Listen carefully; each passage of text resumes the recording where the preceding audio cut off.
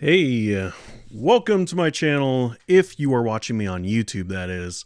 Today I am trying out, I tried it a little bit this weekend, it did not go well, but we're going to give it a shot. Maybe you're watching this on Twitter. I have no way, really, I could have multiple screens and could be looking at things, but I'm not going to do that because I got other things on my mind today.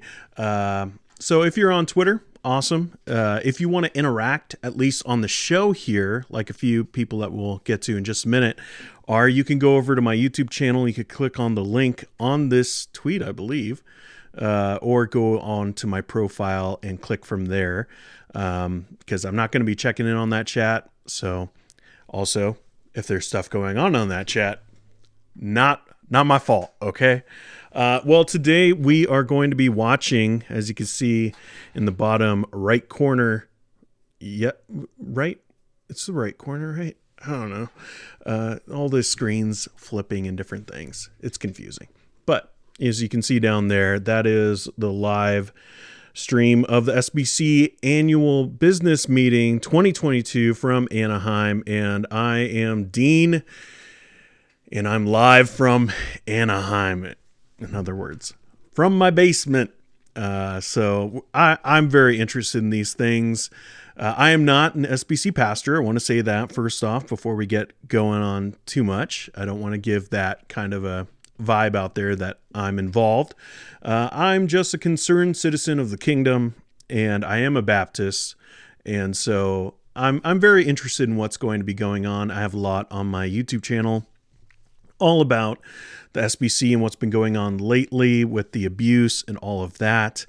And so, so we're going to be watching this in about 20 minutes, or a little bit longer than that. They're going to get going into a lot of the resolutions. And today, if you're not familiar with the SBC, well, first, I don't know why you'd be watching this, but second, it's pretty confusing. All right. Like, if you're not familiar with Robert's Rules of Order, you're going to look at this and be like, this is so weird. Like, all of this language of resolutions and bringing it up to the podium, having a first and a second, like all that kind of stuff is sometimes very confusing. So I want to be able to kind of walk you through a little bit about Baptists. It's not just the SBC who uses this kind of a format, and it's not just Baptists, but a lot of Baptists do use this kind of a format. So I thought it'd be kind of fun to just watch it, and I was going to be watching it anyways. All right, like, just full disclosure, I've been watching this thing for the last 10 years, just observing from a distance because I think it matters. There are 40,000+ churches within this denomination, and if you think it's a convention, it's not. It's a denomination. Just saying. Like, enough of this, oh, it's just a convention. It's a denomination, okay? And within that denomination, there are 40,000+ churches. So that's huge, especially when you're talking about North America and the influence that the SBC has over all of evangelicalism, really, including, I think someone said it a while back, it's like 25% of all North American pastors are trained at a SBC seminary. That's kind of crazy to think about. So most likely your church has at least been impacted in some way from maybe your church is an SBC church, or maybe your pastor was trained at an SBC institution, or just as Christians, we get a lot of influence from the SBC because they're so huge, and what they say matters. And especially this year, I really do believe that this is one of the most important conventions that they've had, just period. There are real things that the SBC is going through. Now, I'll get into all the things about abuse in a little bit. Kind of want to do a little bit of a refresher before the resolutions start coming in. Right now, as you can see down there, there is the IMB, the International Mission Board. They're having like their send ceremony, which is great. It's fantastic. The International Mission Board does a lot of good, even here in Canada, a lot of good. A lot of churches getting planted. And so I think that's really cool. But, we're really focused on what's going to be happening with the resolutions, and there's already been a lot of drama. Okay, like a ton. And we'll talk about that here in a minute. But I do want to say hi to some of the people who are on YouTube watching this. Like I said, if you're over on Twitter, come over to YouTube and chat. Let me know what you think about all this. Your thoughts on the SBC, your thoughts on, the presidency, Tom Askell, Bart Barber, who's going to win, the Conservative Baptist Network, all that kind of stuff. Let me know what you think about it. But here over on YouTube, I see Matthew is here. He's just saying hello. Hello, Matthew. Shawnee has a question. A question I've not yet seen a clear answer is Voddie Baucham currently an SBC pastor? Well, isn't that an interesting question? I will answer in just a second. Let me say hi to David. David's hopping in. Say, hey, y'all. Hope everyone is well. Yeah. Everyone's doing pretty well, I think. At least everyone's saying that. But yeah, let's talk about this right here. Voddie Baucham, because he just lost the SBC Pastors Conference presidency last night. And to be honest, I'm kind of shocked. First off, let me answer your question and say, no, he's not. He hasn't been for a while. I believe when he was pastoring down in Houston, he planted from the North American Mission Board, which is an SBC entity. And I believe that their church was SBC. I do believe that they are no longer SBC, that church in Houston. I could be wrong on that part. But I do know that at one time it was an SBC church and was founded as an SBC church. And then he went off to go to Africa and serve at a seminary, a Bible college. I'm not sure if it's Bible college or seminary, but basically to train pastors. And I'm believing that he's with Conrad Mwebe over there. But he's no longer a pastor, and he's no longer a part of the SBC.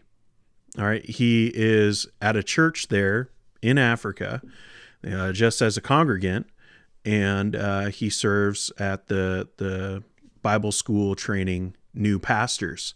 So that raised a whole bunch of questions, Shawnee, because a lot of people wanted him to run for SBC president, not pastors conference president, but actual president. And people threw a little bit of a hissy fit on the rules because, it's true. He's not an SBC pastor. So he wasn't eligible, or at least a lot of people considered him. I don't know if there's like an actual rule book for who is eligible to be like the SBC president, like as in like black and white rules. But it was enough of a kerfuffle that he realized that he wouldn't be able to get that. Like a lot of people would be upset at the idea of him not even being at an SBC church and being the president of it, which, as I say that, to me at least, it makes a lot of sense. But they decided, okay, if Voddie Baucham can't do it, then Tom Askell is going to run for president. But as they were doing that, they had Voddie Baucham run for SBC Pastors Conference president. Now, I have a lot of thoughts about that because it's not a political thing, Like it's basically what the pastors conference is just like a refresher conference for all the pastors who are going to be coming and voting. And so they have a little 2-day event where they bring in some pastors and have some good preaching, or at least that's the idea, to have some good preaching for them to sit under and just be refreshed by the word. So the pastors conference president isn't some kind of political office. It's kind of weird. Like I even had some people asking on Twitter, like, wait, what? He lost president, so is Askell now also losing president? Like, just a lot of confusion over these titles. But basically what the SBC Pastors Conference president is basically just like an event coordinator, just to decide who's going to be coming and doing fundraising and, making sure that everything's taken care of. It's not like a political office with any kind of power. But they made it very public that Voddie Baucham was going to be running for this thing. And to me, I think it's a very political move. Like, because Vodi Bakum is a big name, at least in evangelicalism, like broad evangelicalism. That's a really big name, especially when it gets into a lot of the talking points that have been going on lately with CRT and social justice and all of that. Vodi Bakum is, one of the loudest people on those issues. And so I do believe that Tom Ascol, all right, him stepping in, which is a totally different thing that I'll discuss in a minute, but Vodi Bakum stepping in and saying, I'm going to run for pastors conference president and make it like a big deal. Like, it's not a big deal.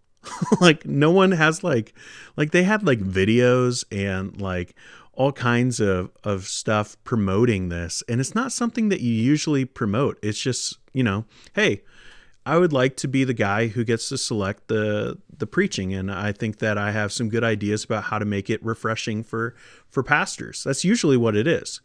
And like a lot of times, like even like guys run and you might even see guys step out of it and be like, nah, you can go. It's not like a really heated kind of election. But yesterday we saw that it was, because there was another pastor who was running, and he's kind of at least to me, he's kind of like, just a normal guy. Like he's not like, an author that's published and has a big name like Vodi Bakum. This is a guy, his name is Dan Dickard. And I've actually visited his church because I lived in Greensboro for a little bit, and he wasn't preaching that time. Someone else was preaching. I don't know where he was. Maybe he wasn't even there yet. It was a couple years ago. It was like 6 years ago. But I visited his church, Friendly Avenue Baptist Church in Greensboro. Sorry, I have a hard time reading my own little writing here. But he was running, and it's just basically normal pastor versus Vodi Bakum, which you would think that it would be a landslide victory for Vodi Bakum. At least that's what I thought, because he has a name and it's just some random guy. And so this is why I'm saying, like, oh man, like if you've seen my Twitter, like there's going to be, I think it's going to be a landslide against Tom Ascol and the Conservative Baptist Network. Because if Vodi Bakum couldn't win that was supposed to be, at least to me, I think, the political angle of it is having Vodi Bakum as that name attached to Tom Ascol, and then like having an easy victory that you could celebrate and say there's momentum. And now there's no momentum, because Vodi Bakum lost somehow. The vote was 690 to 608, with 59 votes disqualified. And it was interesting to watch because, like I said, usually it's not like a political thing. It's just kind of like a, who wants to do it? Well, there's a couple guys. What do you guys think? All right, let's have this guy go.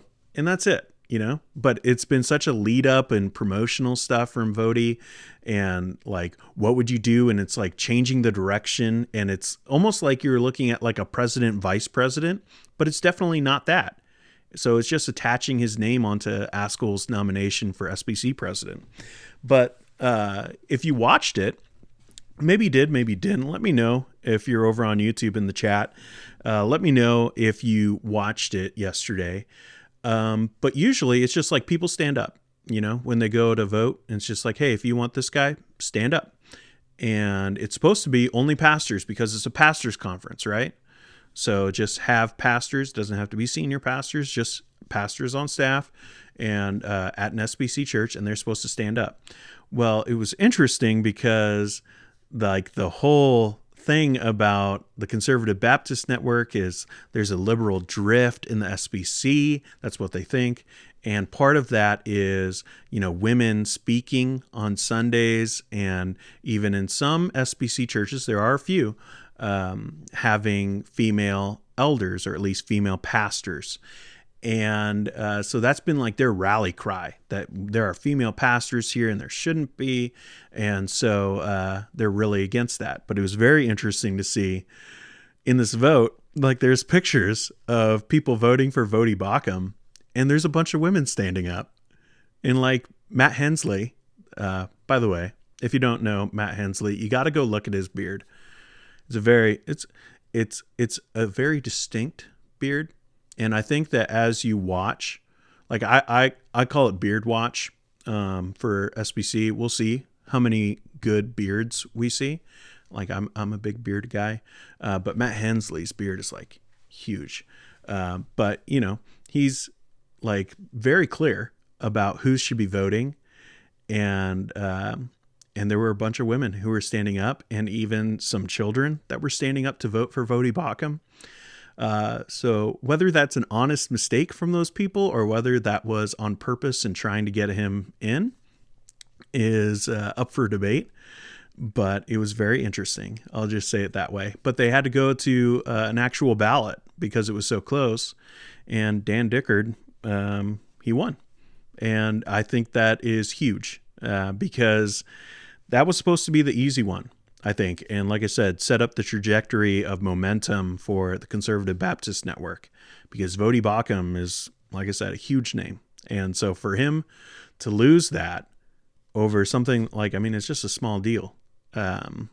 I think speaks volumes. So, but that's not like, you know, Askell, I do think that he's going to lose today. But to be honest, like to me, that's not like the big deal. 'Cause I mean, like the SBC president does have some power.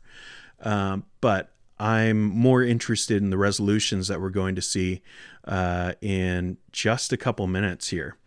So you're going to hear some things and we're going to see what people are saying now. Because I'm a little concerned about like copyright stuff, I'm not going to have the volume up too loud. So if you're watching on like a different device, maybe have those both going at the same time. You should be able to hear things, but I don't want it to be too loud because computers know when you're watching things. And it is fair use because I'm talking over it and I'm making criticism and all of that. And I'm definitely not using like a huge percentage of it, even if we're going to be watching it for a little while, because this thing is long. We're talking about days. So let's see.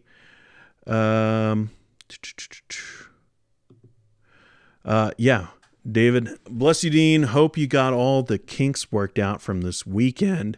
I mean, I did, and Genuine JC's here. He just dropped a video. If you're on YouTube, once I'm done streaming, go over and watch the video. I make an appearance. I'm famous now. Yeah, I had some issues trying to get Twitter. Apparently, guys, for those who are really interested, when you're streaming on multiple platforms using Restream, they don't even allow you to use Twitter comments. So you can't bring those in at all. Apparently, it's not even a feature. So it wasn't just me being confused on how things should work. It's just not even offered, which is really too bad. But maybe someday. Maybe Ecamm will finally get their act together and allow you to do multiple streams at the same time. Am I going to be streaming this all week? Well, Matthew, I've got a couple different things. I'll be streaming, hopefully, again, I have to go and pick up my kids. I still have responsibilities, like you all. But I got to go pick up my kids from school. And that's like, I should be back in time to really start getting into the weeds about the task force report on the sexual abuse task force. That's about the report with Guidepost and all of that. They're having an hour-long discussion about that, and I'm sure that there are going to be just like different things that happen. Like, this is the thing about SBC annual meeting. People love to talk about, oh, we're on mission. And even right now, they're closing up the IMB send-off ceremony, and that's great. And there's mission there. But there's a lot of other things that people talk about, and some of the craziest stuff gets said. So we'll try to have some fun with it. But there, like I said, there's important stuff that needs to happen. And at 3:30 their time, I believe, is when that task force report gets going. So I should be able to make it back in order to stream. So I have that already scheduled on my YouTube if you're interested. So I'll be streaming later on today, and I probably will stream again tomorrow, but I'm not sure on that. I want to see how today goes, but definitely 2 streams today. Bible Man, is it like the purple one? Bible Man, hi, was wondering, why don't the founders group just leave the SBC and start their own? What an interesting question. I don't know. I don't know why they don't just do that. I believe that it probably will happen eventually. Um, like, this is what I'm predicting for today. And I'm just a guy who watches, okay? So, like, I'm just observing these things and kind of making my own points on it and, kind of connecting some of the dots. But I don't think that the Conservative Baptist Network is going to have that big of a win today. And that's really what's going on. In the SBC, there's mainstream SBC, like churches and pastors and leaders. And then there is the Conservative Baptist Network, who are accusing the mainstream of the SBC of following or kind of drifting left, like they want to say a liberal drift. And so they're calling for a conservative resurgence yet again, just like with Paige Patterson and Pressler and a lot of other guys who are in that report.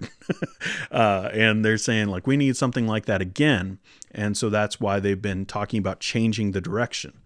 So the Conservative Baptist Network guys are on the far right. And then you have, I don't think on the left, but mainstream SBC pastors and leaders. And basically, the Conservative Baptist Network, I really do believe, like, this is maybe not this year, but if they lose this year, which I do think they're going to lose considerably, I think that next year might be a last-ditch effort. And then after that, you might be looking at an SBC split. And now, if you had asked me that a couple months ago, I'd have been like, I don't think so. Like, you'll have some guys, the Conservative Baptist Network will peel off, but it won't be that big. Well, last year, they kind of proved that they're a little bit bigger than people thought, with Mike Stone almost winning. Now, there were 3 candidates at the time. Al Mohler had to step down and all of that in order for there to be like a clear consensus with Ed Litton winning. But I think that was big. But also with Tom Askell, like, theologically, I've said it before, me and Tom Askell are on the same page, Like, I'm a pretty conservative Calvinist Baptist. And so I agree with a lot of what Tom Askell has been about. But if you've watched lately, like I don't agree with him about CRT and all those kinds of superficial things. But I agree with him on a whole lot. Other than, really, the main focus of this convention is on sexual abuse and the Guidepost Solutions report. And what are they going to do about that? What are the recommendations that they're going to enact and actually do something about? And Tom Askell has made it very clear that he doesn't want the SBC to really do anything, like to not actually do anything. Now, he wants them to do things biblically, which is great, and it's true. And if churches did that, maybe you wouldn't have as many of these things. I'd still say that some of those recommendations need to go into place. But I could see, if churches took sin seriously and dealt with sin, including from their leaders, then, we'd be in a very different place, or at least the SBC would be in a very different place. But the problem with that is that they're not. And who's going to enforce them to actually do that? Well, no one. No one except for people within that church. Now, as a Baptist, there's autonomy of the local church, self-rule. So we're not Presbyterians like Genuine JC. Much love, man. But so it's up to the local church to do things. But I don't think it's stepping on the toes of autonomy for the SBC as a whole to say, hey, we have these things. If you want to be a part of the Southern Baptist Convention denomination, then you need to do these things. You need to enact these policies. I don't think it's stepping on their toes. And I don't think it's stepping on their toes to also have a database of predators within different SBC churches who have, had leadership positions. I don't think it's stepping on the toes of that at all. No one's coming in and saying you have to do all these things. It's just, if you want to be a part of this, then you have to have these policies in place, or at least be, willing to go through some of these processes that we've put into place for the convention. I don't think it's stepping on their toes. I don't think that's what autonomy of the local church really means. But, maybe they're going to decide differently and they're going to head off. I don't know. I think that might be something that happens in the future. I don't see it happening today. I've been wrong before, so who knows? Let's see. Lucy. Our church is now a part of the Cooperative Baptist Fellowship. Are you familiar with it? No, I'm not. Are you meaning the Conservative Baptist Network? Or I don't know what the Cooperative Baptist Fellowship is. Is that some kind of SBC thing? I'm not familiar with that at all. But you could let me know. Let's see. I got my Twitter pulled up, and let's bring this in. This will be kind of interesting. All right. So every once in a while, I'll go over to Twitter and bring something in from a list that I have. The Conservative Baptist Network tweeted this about changing the direction, and it's a recommendation from Jack Graham for Tom Askell for president. This is what I'm talking about when I'm saying, it's interesting what's going on with the Conservative Baptist Network, guys, because a lot of these kinds of people. Now, if you don't know, you might know the name Jack Graham. Prestonwood Baptist Church. He's spoken with John MacArthur, one of the few guys that goes around and every once in a while speaks with John MacArthur. And he's in the report too, guys. There's 288 pages in that report, and a lot of the names that you've heard of are in there. And a lot of the names who are in there frequently are supporting Tom Askell, which should say enough about what they think his position is going to be. Now, I want to make it clear, Jack Graham isn't in the report like, say, Johnny Hunt is, but he is in there. And there are things that got overlooked. And now he's coming out and saying, hey, Tom Askell, we've had a lot of disagreements about Calvinism, but hey, I'm going to support you for president. And why would he do that? That's the question that I have for him. But that brings me to talking about the presidency. You got Bart Barber, who is a pastor down in Texas. I believe was he the first vice president of the Southern Baptist? Not like the first ever. Okay, he's not that old. But I think he was the VP for the convention a while back. And he's kind of big on Twitter, talks about the SBC all the time, very frank, just like this is what it is kind of guy. And so he's running. And then you have Tom Askell, who is the leader of Founders Ministry, which is a Calvinistic fellowship within the Southern Baptist Convention. He's running. And this is what I think is really going to define these things. Unfortunately, I don't believe that who wins is going to be winning because of their stance on sexual abuse. I think it's going to come down to Calvinism. I really do believe that it's just going to be as simple as that. And I think that's why Tom Askell had Vodi Bakum, be so out there with him being, running for this little office that's just an event coordinator of the SBC Pastors Conference president, because he wanted his name attached to him so he can kind of not necessarily ride on his coattails, but, kind of bolster the people who would maybe vote for them if they were considered a block item together. But Calvinism within the Southern Baptist Convention is not something that is as accepted as you might think. Now, there are, of course, different institutions that are very Calvinistic, like Al Mohler being the president of Southern Baptist Theological Seminary. Obviously, he is very Calvinistic, and the institution reflects that.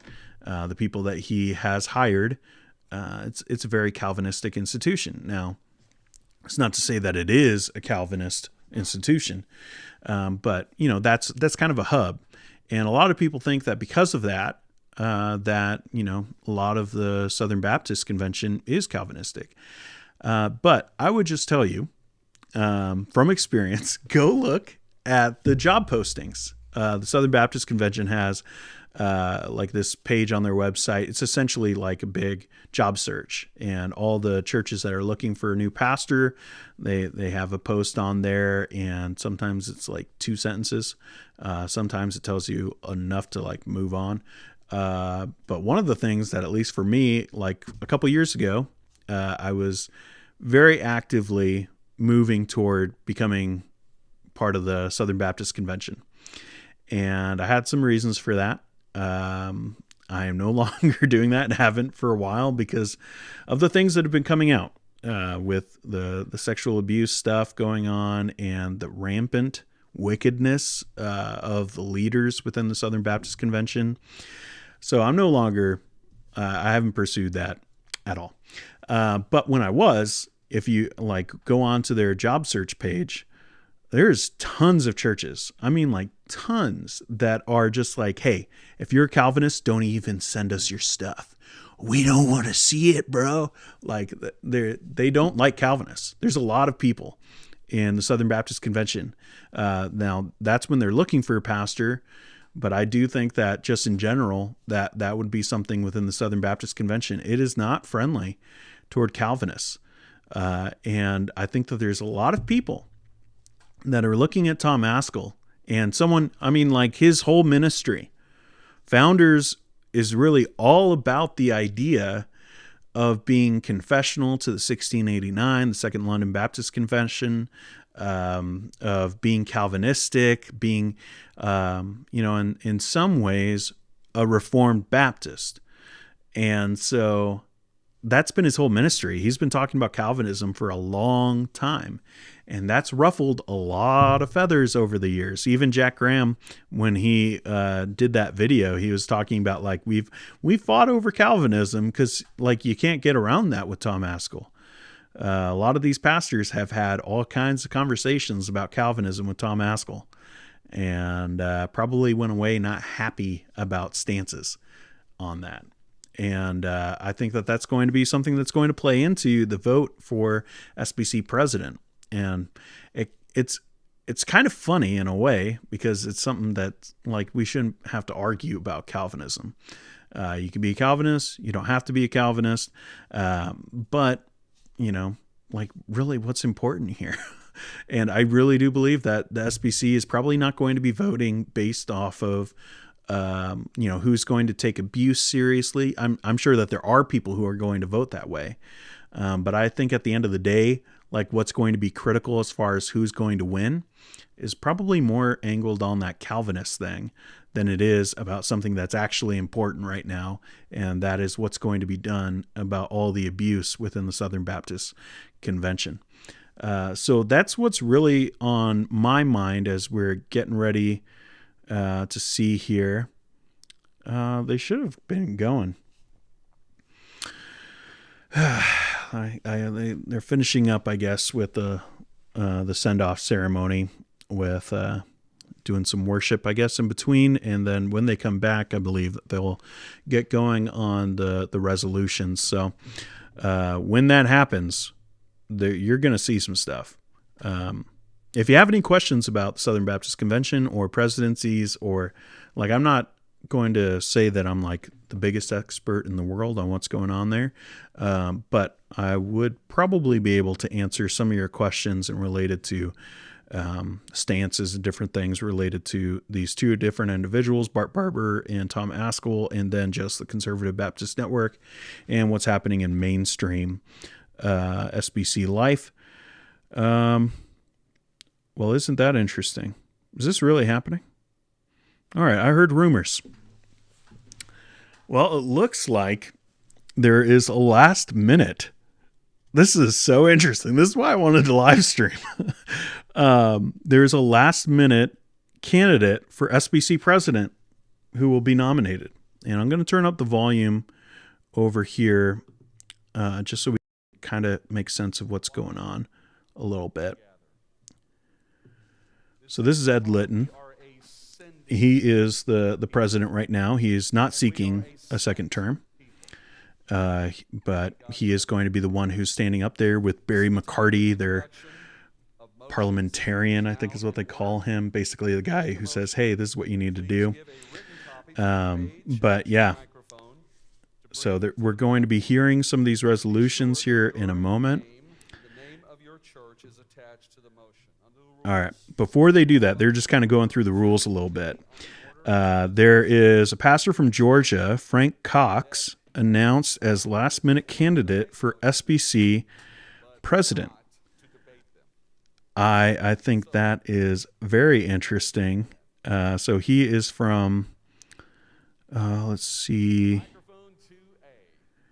North Metro Baptist Church in Lawrenceville, Georgia.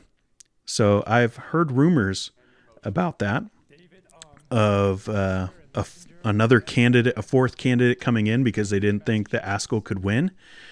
And that might be the case here.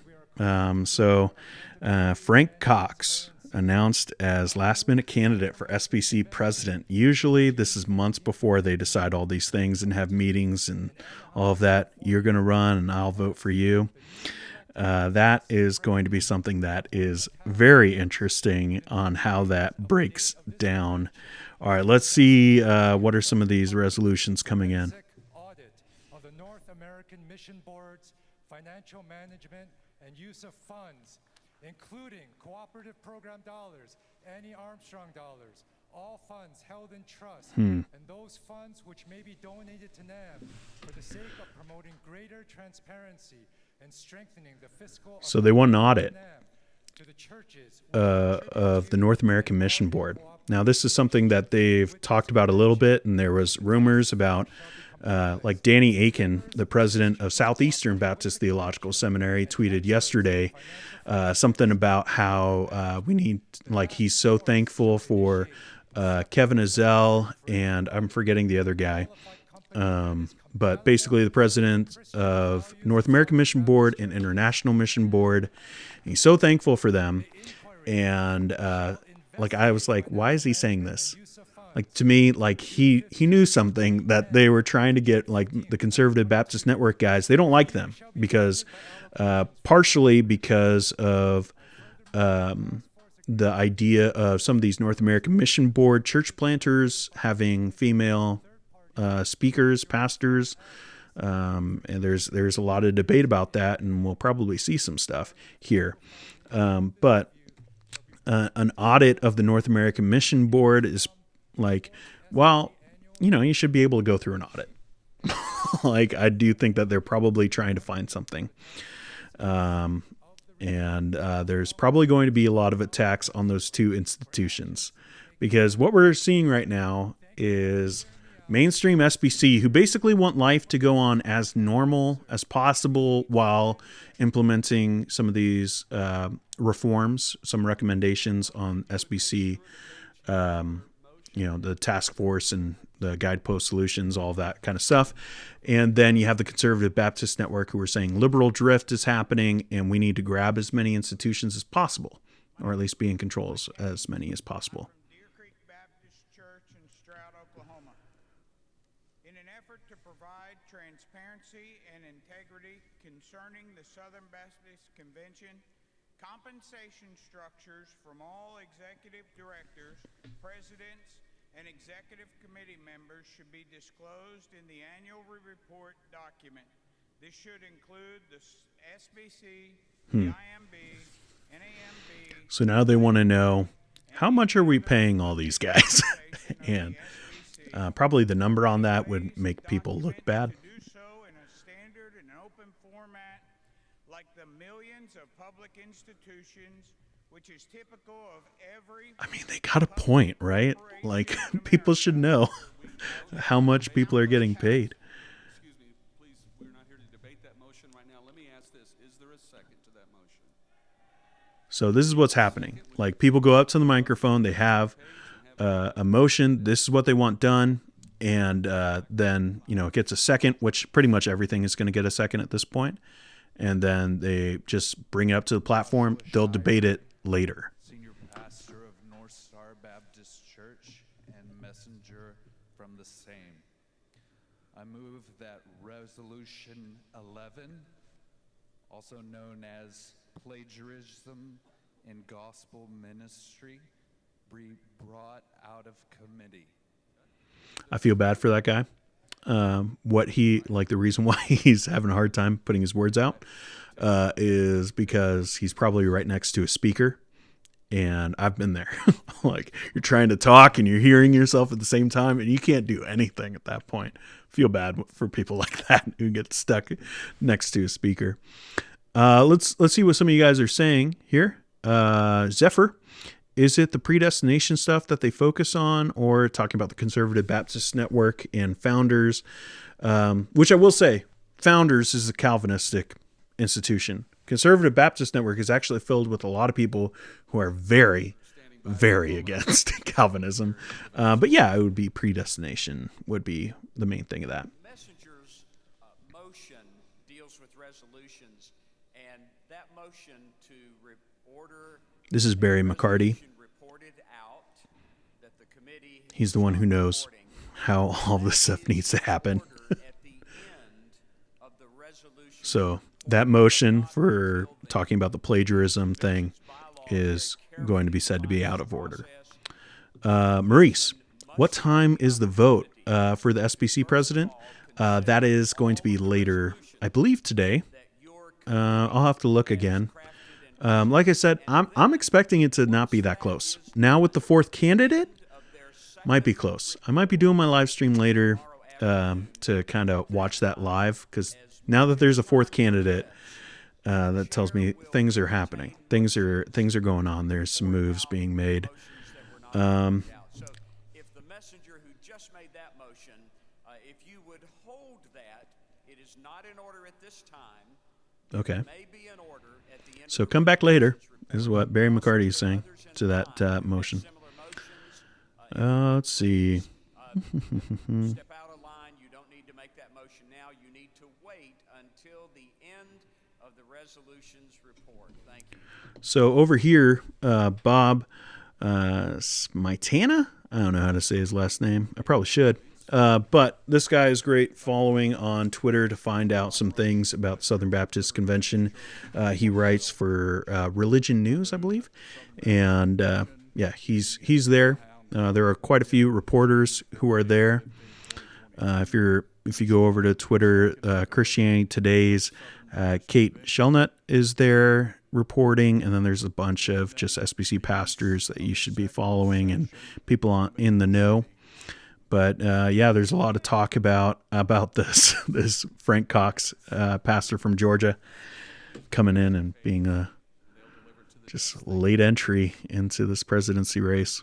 Very interesting. I don't know how that's going to shake out. My name is William Hester. I am a messenger from Southern Hills Baptist Church in Tulsa, Oklahoma.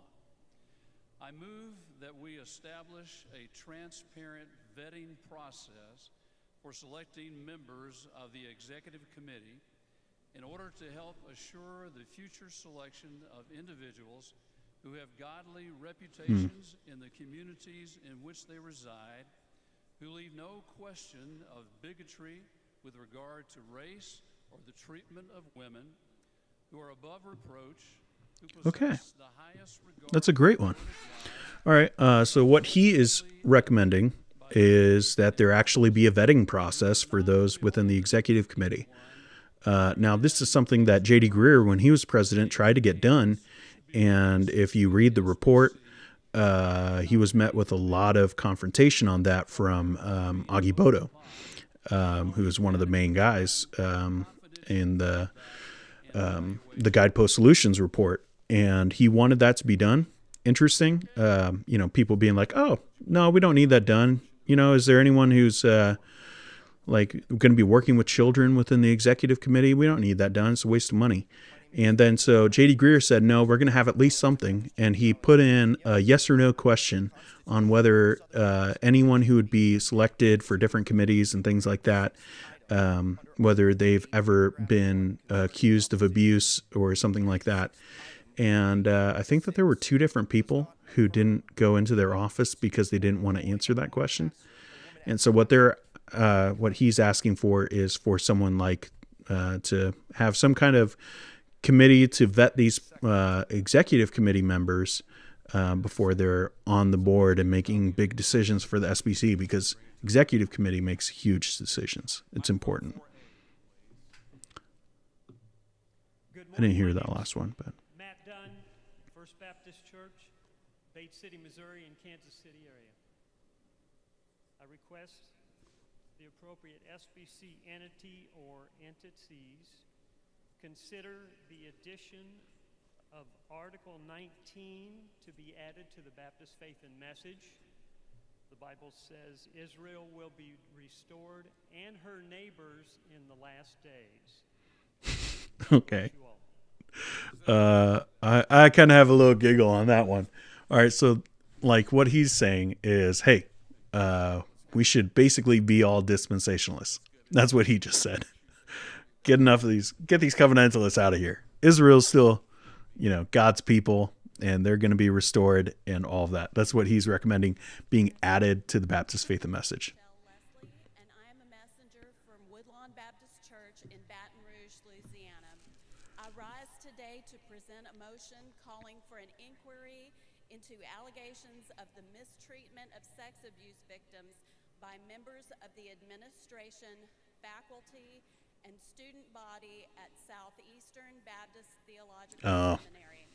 I move that the messengers to the Southern Baptist Convention meeting June 14th through 15th, 2022 in Anaheim, California, request the trustees of Southeastern Okay. So for a minute, that sounds good, to do an inquiry. But notice that it's not for all seminaries. It is for Southeastern, which is where Danny Aiken is president, and a lot of the conservatives hate Danny Aiken, because Danny Aiken is woke, apparently. And number 2, empower the task force to either assume oversight of an internal review recently conducted by the seminary leadership or initiate a separate third-party review. All right, let's see. Armac saying, yes, that is an important point, which I'm not sure what that was in reference to. It was something important that was said earlier. But hey, I appreciate you being here. I know you said on Instagram you were very excited about it. Andrea, can anyone else not hear the live stream audio? Yeah, I'm going to keep it down. So I'm going to bring it up when I think it's important, but I'm going to keep it down because copyright stuff, it shouldn't have any issues with that, but just in case, I'm trying, I changed the image a little bit. I brightened it up down there to try to, computers are weird. They'll flag stuff. So, but yeah, I'm going to keep the volume down. Frank Cox, the hears from God and visits with angels. Frank Cox. I don't know. I've never heard of the guy. So apparently he's an SBC pastor, and I'm only assuming that this is happening after Vodi Bakum lost last night because they see the writing on the wall as far as Tom Askell goes. Be interesting if Askell actually steps down. But we'll see. We'll see. I propose a complete SBC spiritual and ethical. Okay. Pete Gardner, why is there no competition for the first and second vice president positions? Is this typical? Yeah, kind of. A lot of those other ones, they don't have a lot of power. It was actually interesting to hear Lee Brand, who is the vice president right now, talk about what he gets to do. And honestly, I believe him. He was the big win for Conservative Baptist Network guys last year. We got the VP, Lee Brand. That's great. But he came out and basically was like, I don't get to do a whole lot. So it matters, but they have some things that they need to do, but mostly it's going and visiting at churches and just trying to be, a help to different churches and talk about, just typical SBC life. So yeah, it is kind of typical that there's not a lot of fight over those things. There are different positions that have a little bit more power and authority when it comes to decision making. James, dispensationalism is heresy. I don't know about that. It is not in the Bible, but was invented in 1830s England out of thin air.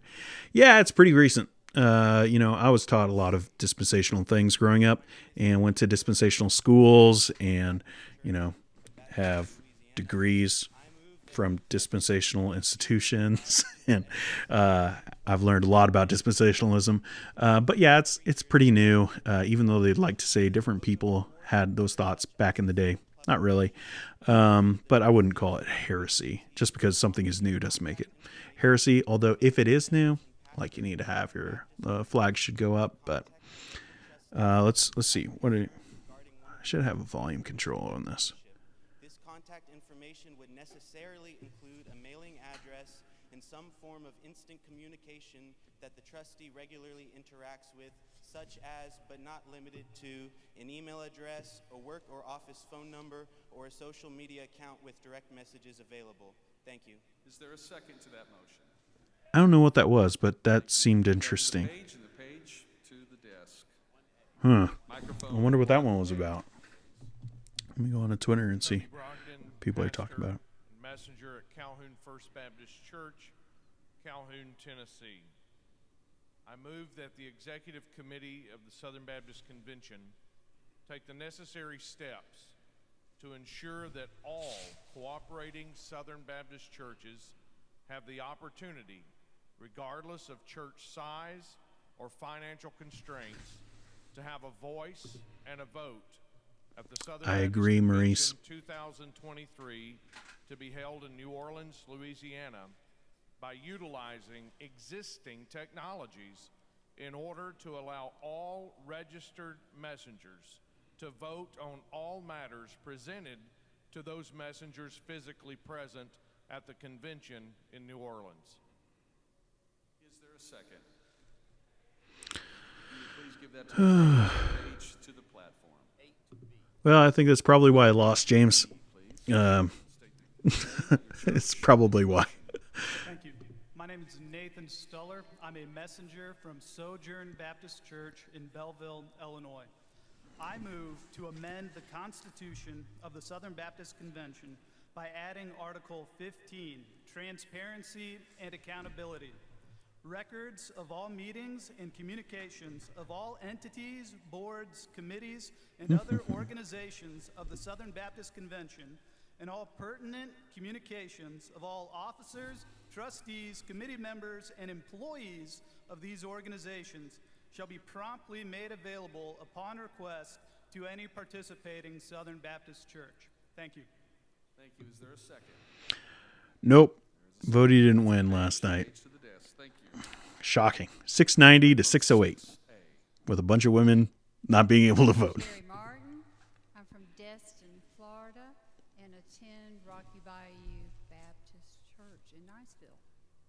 I move that the Executive Committee provide a legal update on the effect on waiving attorney-client privilege. There it is. Impact on the SBC, and that the update be provided no A lot of people are upset about the waiving of attorney-client privilege, and what this woman is saying, they want an investigation into the effect of it, because they were told that it would have huge effects within the Southern Baptist Convention and getting sued and all that kind of stuff. But here's the thing. If they didn't do that, you would not know about the abuse that's been rampant in the Southern Baptist Convention. You wouldn't. I wouldn't know. We wouldn't know. It would have gotten shot down in the executive committee behind closed doors in executive session, and no one would have known. So thank God for the waiving of attorney-client privilege, and that was something that was demanded by the messengers last year, and they wanted to just say no to that. Mandating them to receive vaccines that go against their consciences. Okay. See, this is what I'm saying. Like, sometimes just like random stuff. I don't think that this is even a thing anymore. For a while, the North American Mission Board, International Mission Board, were saying that, hey, if you want to go and be a missionary, we need you to be vaccinated for coronavirus. Well, a lot of people don't like that and say it's a violation, even though they have to get vaccinated for a bunch of other stuff whenever they go to a different country. But they're saying, like, nope, you don't have to get this one. And so what he's saying is, I want that to be a thing, like that no one has to. But they already, I believe they already got rid of that, like just even this past week. Hey, thank you. Is there a second to that? There clearly is. If you give that to the page. I did too. I thought he had it in the bag too because of his name. And to me, that's the writing on the wall. The Conservative Baptist Network is going to have to figure some stuff out today. And my motion is, I move that the Executive Committee direct Lifeway to produce and to provide materials. Whoa! That camera. Going all over the place. Oh, that's hilarious. To combat the celebration of sodomy in the month of June in our country. Well, I didn't think that was going to be said on my channel. Okay. Yeah, I don't know what else is going to be said. Now I'm a little nervous. I don't want YouTube to get me in trouble. What's going on?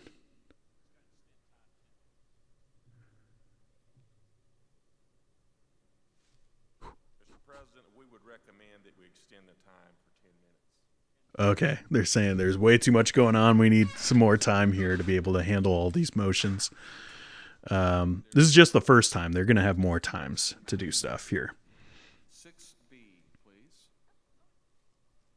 Thank you, Mr. Chair. My name is Rob Collingsworth. I'm a messenger from Redemption Story Church in Fort Worth, Texas. I know that name. In light of the recently released report on the Executive Committee's response to sexual abuse allegations, specifically the ways that the lack of editorial independence at Baptist Press has played a role in harming survivors of sexual abuse, as well as the necessity for Southern Baptists to have a convention news service that adheres to the highest ethical guidelines and standards of journalism, as outlined in Baptist Press's operating guidelines. I move that the messengers of the Southern Baptist Convention gathered June 14th and 15th, 2022 in Anaheim, California, ask the chairman of the Executive Committee to appoint a work group to study structural changes that would grant Baptist Press editorial independence and freedom from undue influence. The work group would be comprised of members of churches cooperating with this convention who have training or experience in journalism, as well as current members of the Executive Committee. The study would include, but not be limited to, a determination of whether such changes are warranted, as well as options for how such changes could be implemented. Okay, so some more investigations into different institutions. I think that might be like the whole thing today of just, we're going to move that everybody gets investigated and we're going to find out some stuff. Is that Paige? Are you talking about Paige Patterson? Did you think that guy coming up to the microphone there to say extending by 10 minutes was him? Because no, that was not. If Paige Patterson gets to a mic, that's when you know we're really going off the rails. But yeah. Microphone 6C. Mr. President, my name is Mark Spence, and I'm a messenger from Mississippi Avenue Baptist Church. And I move that the Executive Committee study yeah, it was. suspension of resolutions as a means of promoting unity within the Southern Baptist Convention. Oh, I didn't catch that. It seemed like people liked it. Appreciate it. Thank you. Microphone 2A. Thank you. I move, I'm Josh Scruggs, Bethlehem Baptist Church, Jacksonville, North Carolina. And I move that the messengers to the 2022 SBC annual meeting abolish the Ethics and Religious Liberty Commission of the Convention, with the first of the two necessary votes taking place during the 2022 annual meeting, and upon an affirmative vote, the second vote be automatically added to the 2023 SBC annual meeting's order of business. Wow. Yeah, that was a I'm not happy smile from Ed Litton. That was huge. What that means is getting rid of the ERLC completely. They want that added to the agenda, which I'll get to in just a sec. Then I have a quick parliamentary inquiry after that. I move the convention-elected office of recording secretary be permanently removed from holding a seat as a member of the executive committee of the Southern Baptist Convention by striking, quote, and the recording secretary from bylaw 15C, bylaw 18A, Bylaw 18A5, and any other applicable references of the bylaws of the Southern Baptist I know Convention. Jay Atkins from This Twitter. action should be understood Where to was- nullify the phrase, quote, "and the recording secretary," found in Article 9 of the amended and restated charter of the Executive Committee of the SBC. If for some reason this action requires a division of the question regarding the change to the No worries, charter, Ann. then it is the intention of this action to address that point as well and move to strike, quote, "and the recording secretary" from Article 9 of the amended and restated charter of the Executive Committee of the SBC. That's the motion. Is there a second? So he wants the recording secretary out of it? Quick point of parliamentary inquiry. I'm wondering when I would have the opportunity to speak to the Executive Committee's response to my motion from last year. Just wanted to make sure I'm at the Good question, microphone at the Shawnee. right time. I'll answer it in a Can I minute. get some direction there? What is going on? Stand at ease for 1 second. Yeah, they need to figure out what's going on. So let me answer that. Yeah, there's a lot of acronyms. The ERLC is Ethics, Religious Liberty Commission, maybe? But basically what that is you remember, you probably know the name Russell Moore. He was in charge of that. And I think he was actually, like, they made it for him to take over and do. But basically that was lobbying for religious liberty. That's what it started as. And then, like, going and being like a political advocate for the beliefs of the Southern Baptist Convention. And so basically what he was doing was, and what the institution was doing, is giving the churches resources when it came to politics. Now, a lot of people hate Russell Moore, and that's why Russell Moore left the Southern Baptist Convention. And people have been trying to get rid of that thing. The very far-right conservatives have been trying to get rid of that thing, saying it's unnecessary, it's just money that's getting wasted, they don't have our political agendas in mind, so let's get rid of it. So it's a big move for them to say, we're going to abolish this thing, and it requires a lot to abolish it. And what they're saying is, we want the votes today, and then the final vote next year, because it does require a lot. Oh, this is Dwight McKissick. I move that in keeping with the 1995 resolution on racial reconciliation, Article 15 of the Baptist Faith and Message 2000, and the Scripture's clear teaching on the sin of racism, the messages of the 2022 Southern Baptist Convention annual meeting in Anaheim, California, request the trustees of Southern I'll answer that in a minute.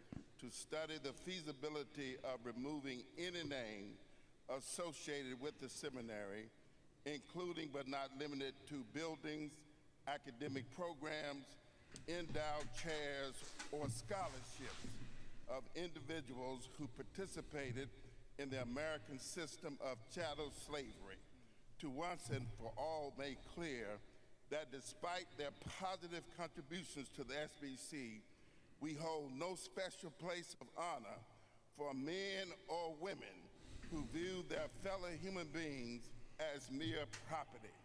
The trustees should report back the findings of said study. All right, so he's talking about recommendations or actions some racism that he's saying there. Dwight McKissick is a big name within the Southern Baptist Convention, probably more on the left side, and a lot of people in the Conservative Baptist Network don't like him.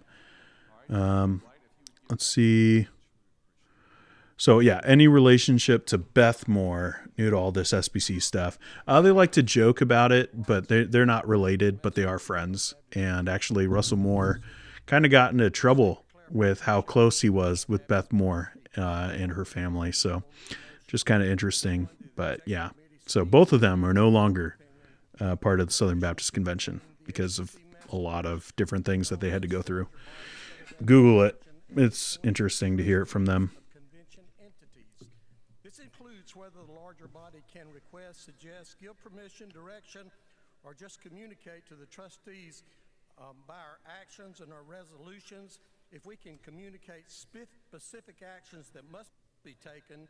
In other words, my motion asks, does the larger body control the work of the trustees via parliamentary action, or if the trustee system was designed to be assigned all the rights, responsibilities, liabilities to the trustees, knowing they are answerable to the larger body. Number two, additionally, this motion asks that the legal opinion include whether the larger body's only recourse is to replace trustees who choose not to abide by the will of the larger body, or what other remedies could be used. Okay, some questions about trustees of these institutions. Every institution has their own set of trustees and their own drama of what's been going on. Look at Southwestern over the last 10 years and some of the drama that's happened there with their trustees. Thank you, Mr. President. My name is Kirby Shepard from Crossroads Memorial Church, Great Falls, Montana. I move that we of the SBC immediately move to boycott the Disney Corporation and all their affiliates and Okay, come on. to introduce the Pride Collection line. All right. So boycott Disney. This is what we need to deal with right now. I mean, regardless of your positions on Disney, probably not something that needs to be brought up right now. But not with everything else that's been going on. Oh boy. 8A.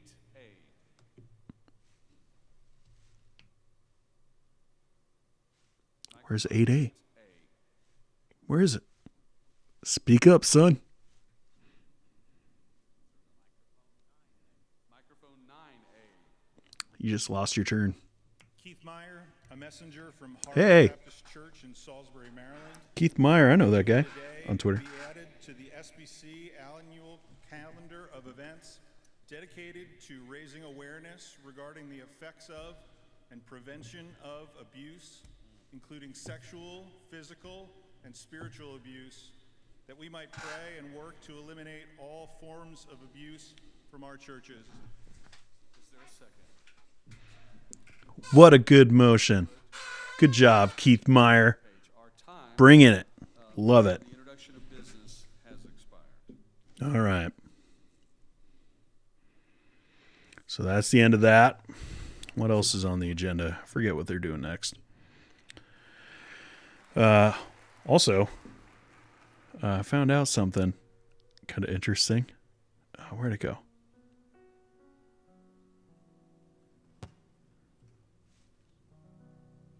All right, so they're going to do some worship stuff. And then after, I believe that there's going to be some voting. So we'll hold on to that. I'll stick around. Let's see. How long? Yeah, an hour and 12. Let's see. Where to go?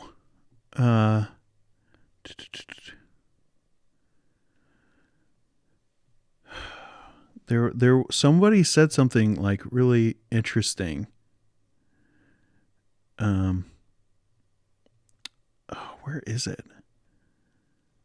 The woman who brought up the motion for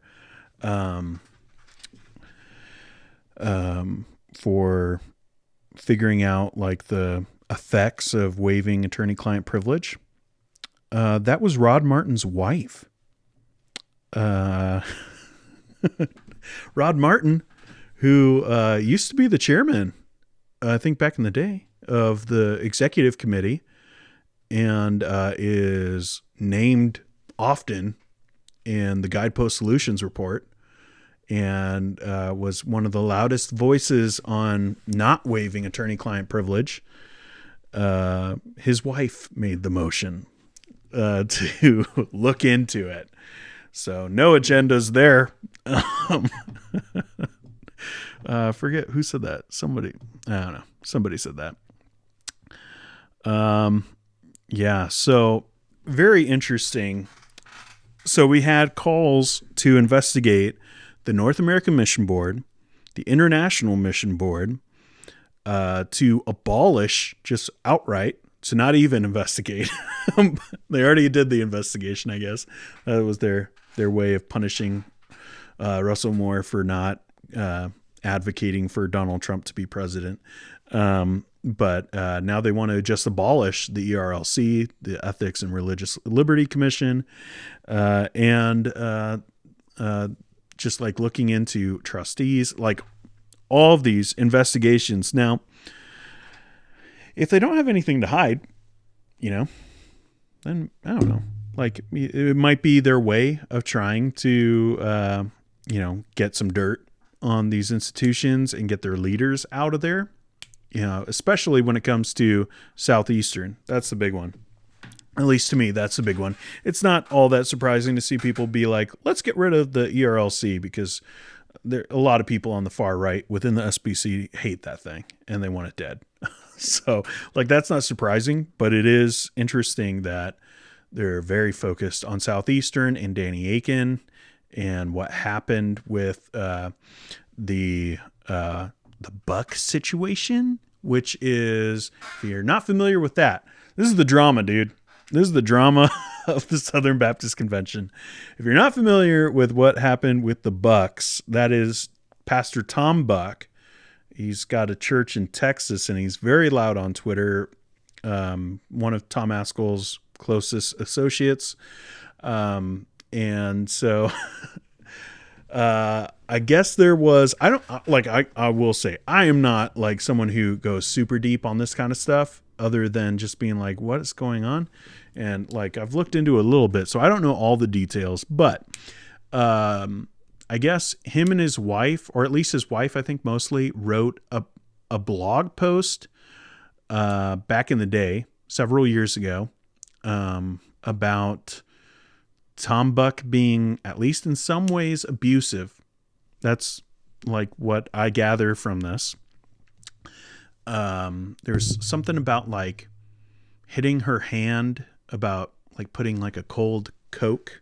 I remember that on the neck, just playfully, and that. So, and how like this blog post was more about how Jesus changed Tom's heart and saved their marriage, and kind of like this redemptive kind of aspect. Well, apparently that blog post they sent over to Karen Swallow Pryor, who was formerly at Liberty and is now at Southeastern Seminary. And she's just an author, and I think she teaches literature at Southeastern. But they sent it to her to try to get published. They wanted this thing published. And I guess like she sent it to a few people, but no one wanted to publish it. Or like there was something about proofreading. Someone wanted to proofread it first, and she got hit by a bus. Karen Swallow Pryor got hit by a bus. So she's out of commission. Like, thank God she survived. Like, that's still insane. But she literally got hit by a bus and was in the hospital. And so she couldn't work on it. And it just kind of got at least shelved. That's what they thought. And then next thing you know, apparently over the last few months, people have been using that and sending it back and forth. And the Bucks have been very vocal on Twitter about accusing Southeastern of all kinds of things in relationship to sharing this thing. And apparently that thing that they wanted published, they didn't want published anymore, and had information that they didn't want getting out, even though they wanted it to be published before.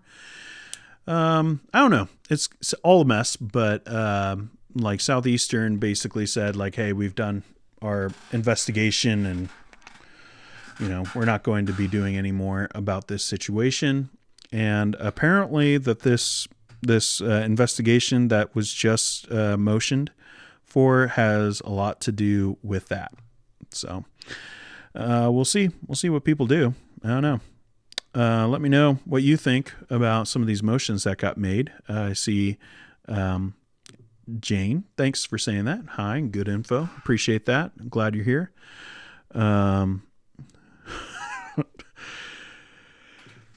Matthew, I mean, yeah. Boycott Disney, but let all the predators and the SBC move around unrestrained. Hypocrisy at its finest. I would love to be like, Matthew, you're not on track here. But I mean, like, yeah. it's kind of ridiculous when you think about it. I even had some commenters talking, like some of the Tom Askel fanboys found my videos and were saying some things and talking about, oh, well, Guidepost, because they sent out that tweet, they're the predators, really. It's like, no, it's not the same thing. No, let's deal with the actual abuse that's happening, right? And Matthew saying, yes, Keith Meyer. Thank you, sir. Yeah, that was really good. That was a really good motion that he brought up. And I hope that gets voted in. I think it will. Jeffrey saying, blessing, brother. I appreciate that. I want all the blessings. Give me all the blessings. Oh no, I sound like a prosperity gospel guy. And love the new looks. All right. Appreciate it. Just changing it up a little bit for you guys. And blessings, Dean. You're the best. I did it. Thanks, man. AP, I don't know if you're a man or not, but I appreciate you. And I finally did it. I'm the best at something. I don't know what I'm the best at, but that's fantastic. Is it possible to get the audio of the convention turned up more? Yeah, I'm not going to do that. I apologize about that. Like, if you're just trying to watch just this video, I can understand why that might be a little bit frustrating, but it's just on YouTube. I'm very concerned about like copyright stuff, and I have to even be a little bit quiet about how I say that because computers are listening. I shouldn't get it because, it's just like, it's not even a YouTube video, but I'm just a little concerned about that. So that's why I'm keeping the volume down a little bit. I'll try to turn it up a little bit more when we are like really listening in to what they have to say. But that's also why I kind of made like the image a little bit wider and things like that. Just trying to keep things above board. It is fair criticism and all of that, like fair use, but you never know. All right. Well, while we're waiting to see what's going to be happening next, let's bring this up. All right, let's find out who this guy is. So Frank Cox is announced as last-minute candidate for SBC president. So Ted Traylor, pastor of Olive Baptist Church in Pensacola, Florida, intends to nominate Georgia pastor Frank Cox for the office of SBC president Tuesday. During the 2022 SBC annual meeting, Cox confirmed his candidacy to Baptist Press. Cox joins Tom Askell, Bart Barber, and Robin Hadaway as announced candidates for the position, with the election scheduled to be held in the Tuesday afternoon session of the 2022 SBC annual meeting. Pastor of North Metro Baptist Church in Lawrenceville, Georgia, since 1980, Cox is no stranger to Southern Baptist life and leadership in the convention. He most recently served as a trustee for New Orleans Baptist Theological Seminary from 2011 through 2019, chairing the board from 2017 to 2019. He also chaired the search team that brought current president Jamie Dew to the school in June 2019. Okay. So he's got a lot of connections to New Orleans. Let's see. In addition to his service on the board of NOBTS, it's not more helpful. Some of these acronyms, it's like, that doesn't roll off the tongue. Cox served as a member of the SBC Executive Committee from 1997 to 2006. He was elected SBC Vice President from 1999 to 2000 and also has served as President of the Georgia Baptist Convention. Cox also was a candidate for the SBC presidency in 2008 when Johnny Hunt was elected with a runoff. Well, I don't know. Maybe he would have been a better fit than Johnny Hunt.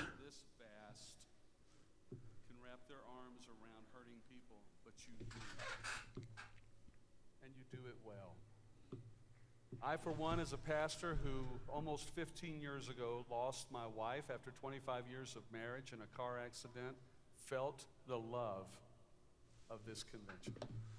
And I just have always wanted to say thank you. Jesus is the center, thank you, of it all. Is he the center of your all? The message that God has placed upon my heart for our convention family, I've entitled The Gut Punch. So looking at the agenda, there are a few times in my life where I received bad news, really bad news. Right now, they're like Ed Litton is just going to be giving his presidential address. And then after will be the Credentials Committee report. during this time, the Credentials Committee will respond to a motion that was referred to them last year regarding friendly cooperation status of Saddleback Church. Well, isn't that interesting? All right, so after this, they're going to basically, it sounds like after this committee report, that they're going to talk about Saddleback and whether they're going to disfellowship Saddleback because of their position on female pastors. I have a feeling that they will disfellowship them, especially with their new pastor. There's stuff going on there too. I need to do a deep dive on that. Maybe I'll do a video about that later on in the week. He's been accused of some things, but his wife is a teaching pastor at their church that was a North American Mission Board plant, I believe. So, interesting stuff.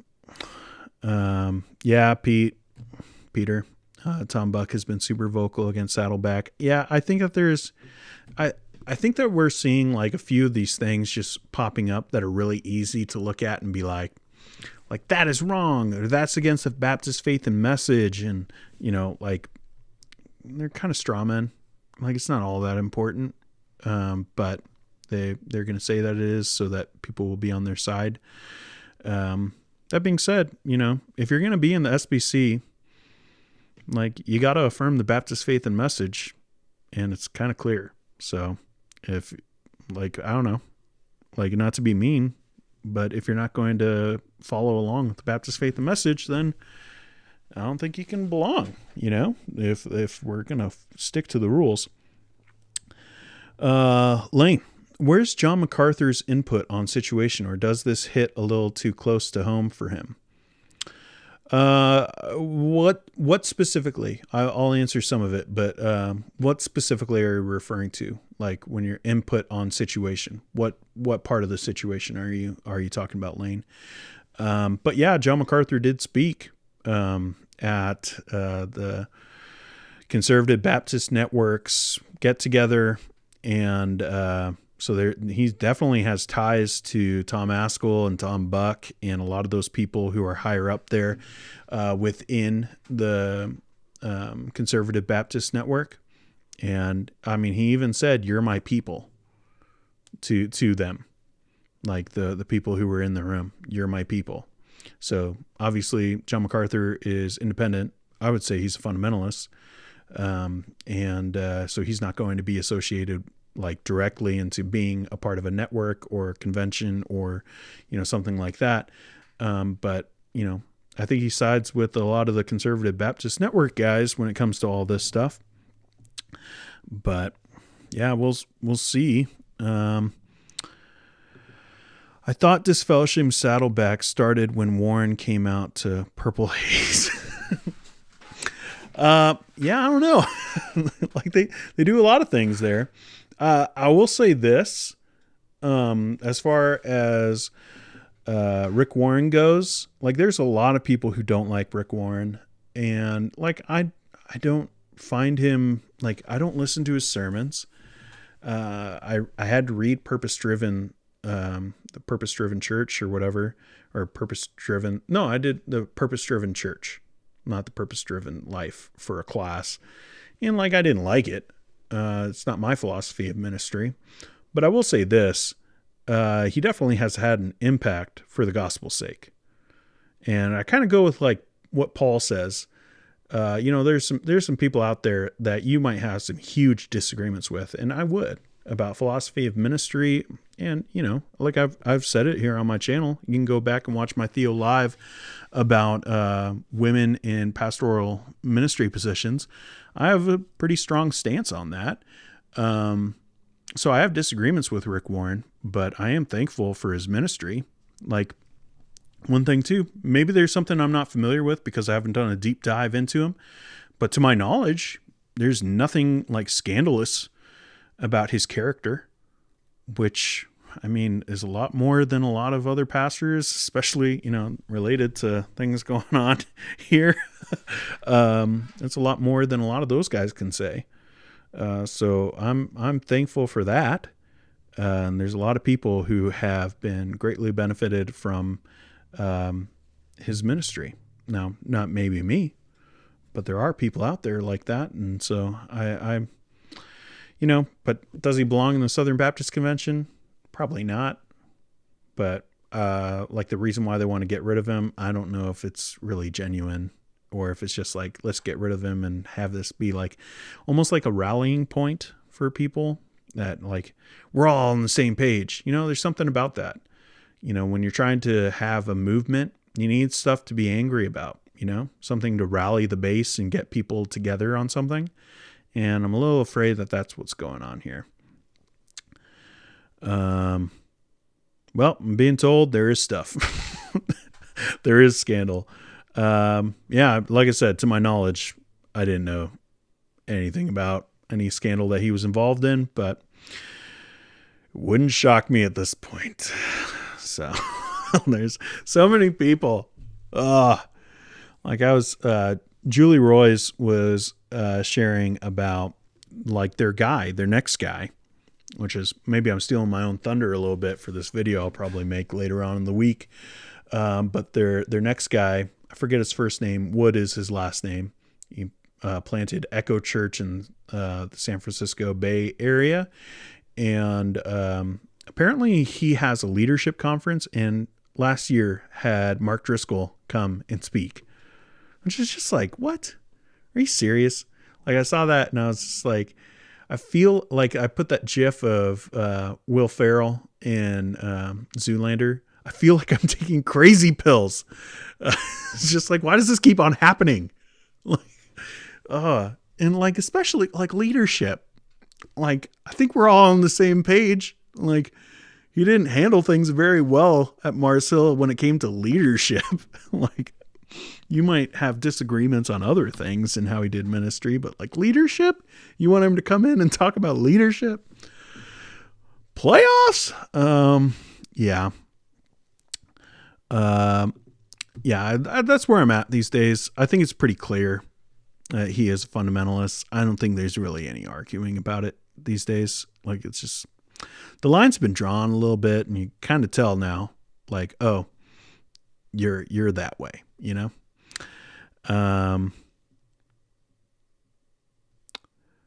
Oh, okay, good. All right. I was confused. Lane, I thought you were bringing up stuff about Rick Warren. You're not. Okay. Like I said, I'm ignorant of any investigations into Rick Warren, any scandal with his character. I've always heard great things about his character, and people have disagreements on beliefs and all that kind of stuff. But as far as his character, to my knowledge, he hasn't been involved in anything. So you're talking about John MacArthur and the whole David Gray situation and Andy Wood. Thanks, John. Good to see you too, by the way. Appreciate you letting me know that guy's first name. Let me know if you have any more questions about all this stuff. So what is going to be happening from now on? So we got some of these motions. They're going to come back and vote on some of these motions and then have more time to make new motions and all of that. That's going to be later on this afternoon. Hopefully, I will be back to stream that stuff. I'm going to go for a little while, and, I got stuff to do and all that, but I will be back this afternoon to stream about that. It'll probably be like, what would that be? Like 4 p.m. I know it says like 3:30, but it'll be like 4 p.m. CST. That I'll be back streaming for a little bit to talk a little bit about their response to the task force. It's going to get lively, and then I might be back also for some different things. You guys gotta, if you're new, first off, if you're watching this, especially if you're watching this on YouTube, do me a favor and hit that like button. I haven't asked about that yet. So if you're watching that, please hit the like button. It makes a big difference for people being able to see this and also being able to see the other streams that I'll be doing about this. I'm beginning to see I'll probably have to do a couple different streams. And so if you are not familiar with my YouTube channel, maybe you're new, I would also say, hey, think about subscribing to the channel. And that way you'll know. And hit the little bell. You'll know when I go live. I'm probably going to be going live at about 4 p.m. CST to respond to like the task force report and what they're going to do about that. But then we still have the election. We have a fourth candidate now out of nowhere. So there's a lot going on. So it's going to be interesting. There's a lot going on. I think what we're seeing is the Conservative Baptist Network. They want to investigate everybody because they want all the dirt possible to try to get people out of office and get, different leaders into those positions. I think that's what's going on as far as that goes with the resolutions. I kind of figured it would be so, especially after I saw that Danny Aiken tweet about IMB and NAMB presidents and how we should all be thankful for them. Just he knew something was going on. I'm glad that Vody is not being considered for president. I am too. I do not agree with a lot of his stances when it comes to CRT and social justice, and there's even other stuff. And also he's not SBC, not anymore. I mean, you should be SBC. Like, I'm not running for president. All right, I'm not SBC. So, like, why would you have someone who's not an SBC person be president? It just doesn't make any sense. Genuine JC, all this CST makes me do math to figure it out. Easier to hit the bell. Yeah, hit the bell, hit the notification bell, and you'll know. But I'm planning on going live later on. But yeah, it's hard. Especially, hey, if you think it's hard, Genuine JC, all right, imagine how it feels for me being in Saskatchewan, Canada, where time doesn't change, okay? So I got to think about, all right, well, CST is this hour behind us. And then also what's happening in LA. I got to ask Siri a lot. What time is it in this place? What time is it in this place? So, but yeah, I'll be live streaming again later on this afternoon. And just kind of giving a little bit more recaps and different things so we could hang out and do all that stuff. If you're watching the Southern Baptist Convention. Also, if you are on Twitter and watching this, I can't see maybe I should go over there on this thing.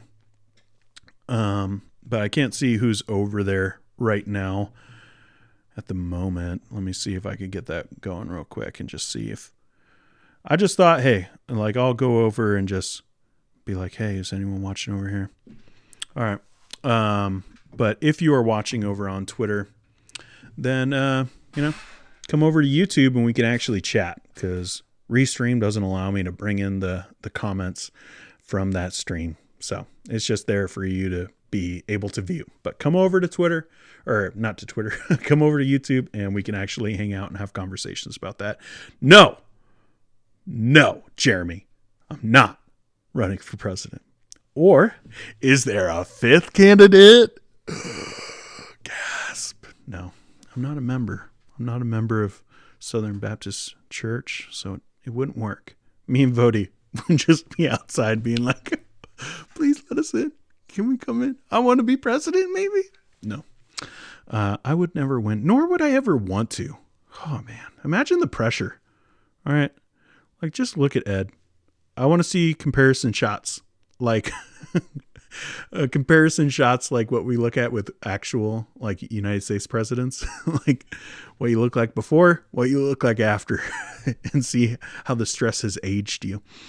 Yeah, thanks for all the updates. So that's it for now. I will be back later on this afternoon. Hit the notification bell. Like I said, hey, hit the like button on your way out the door. It just do me a solid there.